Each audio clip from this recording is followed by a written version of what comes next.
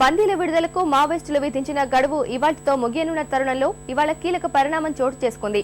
Maoist నేత సవ్యసాచి పాండే భార్య Subhashree Das alias milli panda jail నుంచి విడుదలయ్యారు. మావోయిస్టుల ఇతర డిమాండ్లు, పోలీసు వర్గాల హెచ్చరికలపై ప్రభుత్వం దృష్టి సారించింది. ఒడిశాలో గత నెల 14 నుంచి మావోయిస్టుల చెరలో ఉన్న ఇటలీ పర్యాటకుడు పౌలో బోసుస్కో, అధికార బీజేడీ ఎమ్మెల్యే జీనా హికాకాల విడుదలపై కొద్దిగా కదలిక వచ్చింది.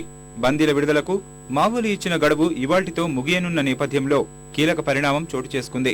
బోసుస్కో, హికాకా విడుదలకు జైళ్లలో ఉన్న తమ సహచరులు 30 మందిని బయటకు పంపడం సహా నక్సల్స్ విధించిన 13 డిమాండ్లపై కసరత్తు ముమ్మరం చేసిన ఒడిశా ప్రభుత్వం తొలుత ఆరతి మాఝీ, సూకా నాచిక, చక్రటాడింగి తదితర 5 వ్యక్తులను విడుదల చేసేందుకు అంగీకారం తెలిపింది.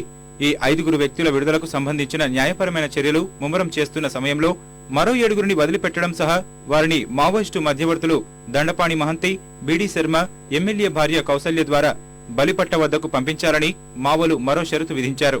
ఈ డిమాండ్లపై మల్లగుల్లాలు పడుతూనే బందీల విడుదలపై దృష్టి సారించిన నవీన్ పట్నాయక్ సర్కారు మావోయిస్టు నేత సవ్యసాచి పాండా భార్య శుభశ్రీ దాస్ అలియాస్ మిలీ పాండాను బయటకు తీసుకొచ్చే చర్యలను తీవ్రం చేసింది. ఈ క్రమంలో కుటినాగూడ ఎన్కౌంటర్ కేసులో జైల్లో ఉన్న శుభశ్రీ దాస్ అలియాస్ మిలీని గునుపూర్ ఫాస్ట్ ట్రాక్ కోర్టు ఇవాళ విడుదల చేసింది.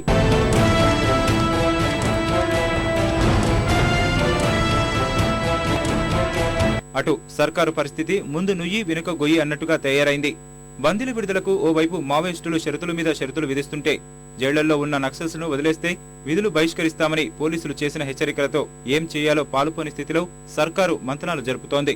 ముఖ్యంగా సుమారు 55 మంది భద్రతా బలగాల్ని చంపిన కేసులో కోరాపుట్ జైల్లో ఉన్న చెడ్డా భూషణం అలియాస్ ఘాస్ ను విడుదల చేయాలన్న డిమాండ్పై పోలీసు వర్గాలు ఆగ్రహంతో ఉన్నాయని తెలుస్తోంది. సహచరుల్ని పొట్టన పెట్టుకున్న వ్యక్తిని విడుదల చేస్తే నక్సల్స్ ప్రభావిత ప్రాంతాల్లో విధులు నిర్వహించబోమని ఒడిశా పోలీస్ సమాఖ్య ప్రభుత్వాన్ని హెచ్చరించింది. ఈ నేపథ్యంలో బందీల విడుదలకు అనుసరించాల్సిన వ్యూహంపై ప్రభుత్వం, పోలీసు అధికారులు, న్యాయ నిపుణులతో సంప్రదింపులు జరుపుతోంది.